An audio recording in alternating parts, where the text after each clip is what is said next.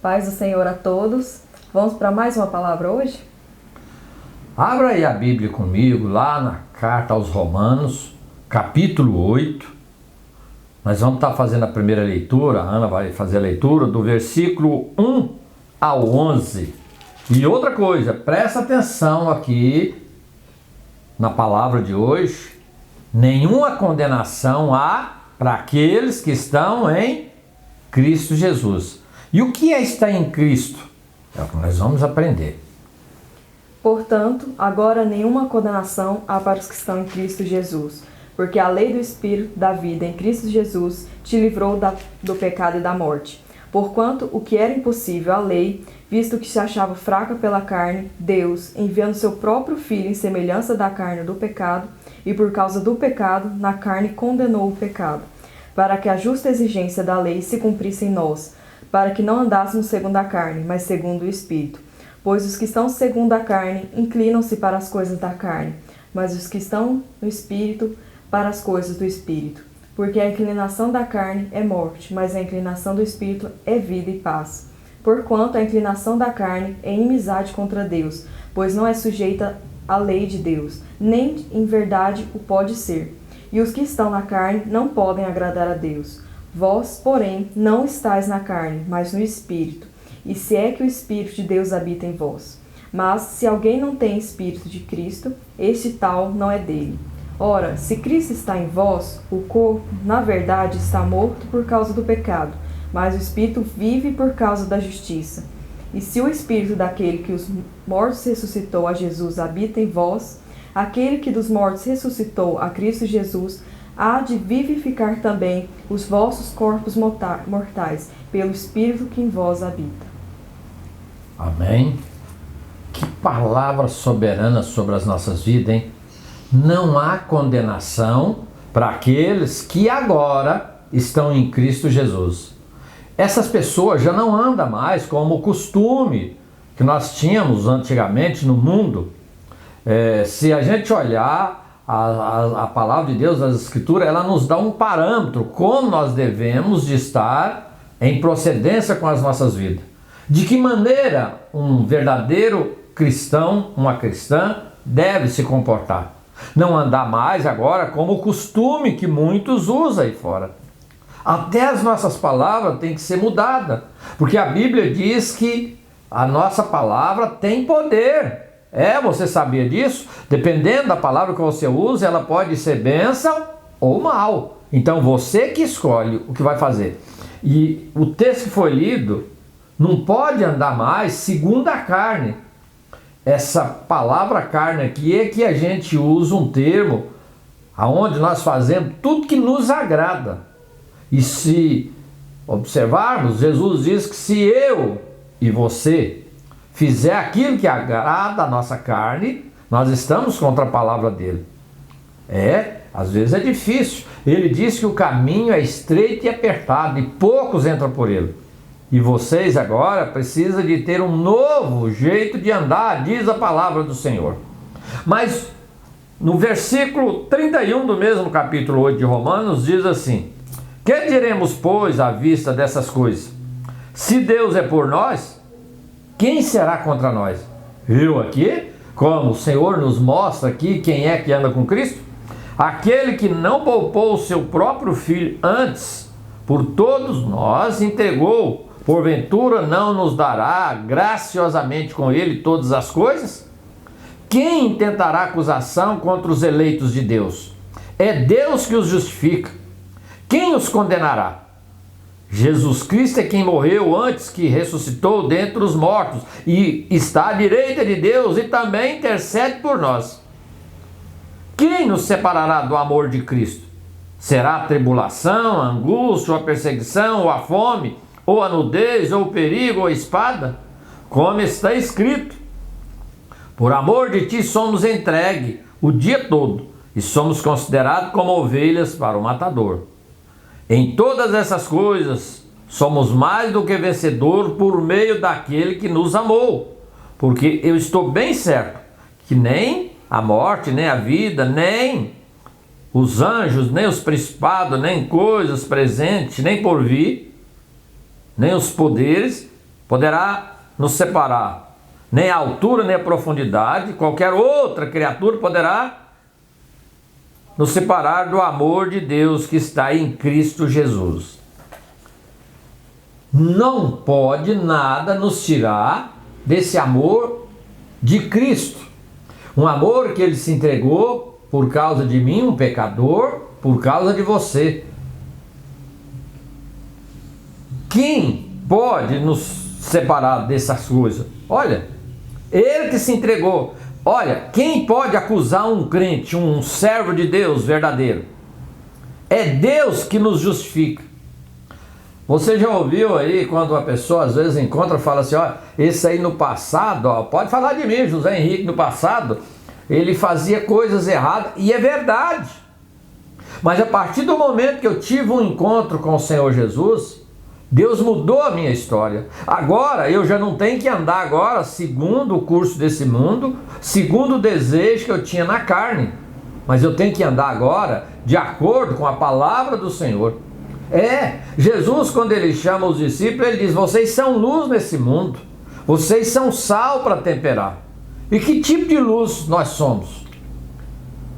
Eu preciso estar atento aqui nessa palavra, e você também. A própria palavra nos diz aqui, quem pode nos condenar? Se foi Cristo que me libertou e te libertou. Quem pode nos separar desse amor de Deus? As coisas que estão acontecendo do nosso lado aqui? Não, meus amados. Só eu e você podemos nos afastar de Deus. Mas nada aqui tem poder para nos afastar desse amor de Cristo. Foi Ele que pagou um preço lá na cruz do Calvário por mim e por você. Foi Ele que derramou sangue para poder lavar os nossos pecados. É Ele que nos justifica. Não são as pessoas que podem, dizer, esse aí ele não presta, eu vou condenar ele. Ei, não é dessa maneira que diz a palavra de Deus. Deus escolheu aqueles que não são para confundir os que são. Pelo contrário, Jesus disse que Ele não veio para os bons, não. Ele veio para aqueles que estavam no pecado, doente, para nos curar. Certo dia, Jesus estava num banquete lá na casa do cobrador de impostos lá, Mateus, e o povo lá, os religiosos, falou, mas peraí, o seu mestre está comendo com esses pecadores. E Jesus, percebendo aquilo, disse, peraí, eu não vim chamar justo não, mas pecadores ao arrependimento. As pessoas boas não precisam de ir no médico, mas aqueles que estão doentes vão. E todos aqueles que se precisam verdadeiramente, vêm até Jesus. É o que Ele diz, você está cansado, sobrecarregado? Vem aprender dele, que Ele é manso e humilde. E nós vamos encontrar descanso para a nossa alma. Oh, Deus tremendo e maravilhoso. Ei, meu irmão, minha irmã, deixa eu te dar um conselho. Não se esqueça, lembra que Jesus veio para nos libertar, para nos salvar. Não importa o que eu e você fizemos no passado, Ele quer escrever o nosso futuro, Ele quer escrever um novo tempo. A Bíblia diz que o nosso nome tem que ser escrito no livro da vida. Deus lindo e maravilhoso, e Ele quer fazer isso por mim e por você. Lá no Evangelho de Marcos, no capítulo 16, quando Jesus chama os discípulos e diz, vocês saem por todo mundo, pregam o Evangelho a toda criatura. Aqueles que creem e foram batizados serão salvos. Ei, só vou te lembrar uma coisa aqui. Jesus não foi batizado quando ele era bebezinho não, viu? Ele batizou com 30 anos de idade. Ele veio até João e João disse, ei, peraí senhor, eu preciso... Ele disse, João, deixa cumprir tudo aquilo que Deus determina. Eu não estou aqui falando, cada um, eu preciso examinar, e você também, as Escrituras. Como que é o verdadeiro batismo, e que batismo é esse? O batismo do arrependimento. É quando eu e você nos confessamos Jesus, dizendo, Senhor, eu sou um pecador, eu preciso da sua misericórdia. Cristo foi batizado, não porque ele tinha pecado, mas foi para nos dar o exemplo. E ele diz, tudo aquilo que eu fiz, vocês também têm que fazer. Quer dizer, eu e você temos que seguir a palavra do Senhor. Todos aqueles que aceitaram Jesus desciam as águas. Certo dia, alguém chegou lá e falou para João Batista, João, aquele que estava com você além do Jordão, está batizando, e muitos vão ter com ele. Quer dizer, Jesus mesmo batizava, mas os seus discípulos batizavam. Então todos que chegavam a ele se arrependia dos seus maus caminhos e descia as águas e fazia uma aliança nova com ele. Aí agora ele se tornava um discípulo de Jesus, um crente verdadeiro, como eu e você podemos ser se nós nos apegarmos aqui. Paulo, quando ele escreve aos Romanos aqui, ele traz para mim e para você algo precioso. Quem pode nos condenar? Se é Jesus que morreu por nós, quem nos separará desse amor de Deus? Você já imaginou aqui o que ele está dizendo? Não tem nada que pode me afastar e te afastar do grande amor de Deus. Você sabe por quê? Porque Jesus me ama, Ele te ama, ama a sua família, ama a minha família. E a missão dele aqui foi resgatar. Nós olhamos hoje, no tempo que nós estamos vivendo, tantas dificuldades. Mas eu quero te dizer uma coisa. Jesus Cristo é o mesmo ontem, hoje e será eternamente. Está lá em Romanos 13:8. Hebreus 13:8. Jesus é o mesmo, ele não muda. Ele veio para fazer uma obra e essa obra está sendo realizada. Você agora está diante dessa palavra. Quando você tiver dúvida, abra as escrituras aí, vamos junto. Examina as escrituras. Certo dia Jesus estava lá no templo, olhou para aqueles religiosos ali e disse assim: ei, dá uma examinada aí nas escrituras, porque vocês pensam ter nela a vida eterna, e são elas que testificam de mim.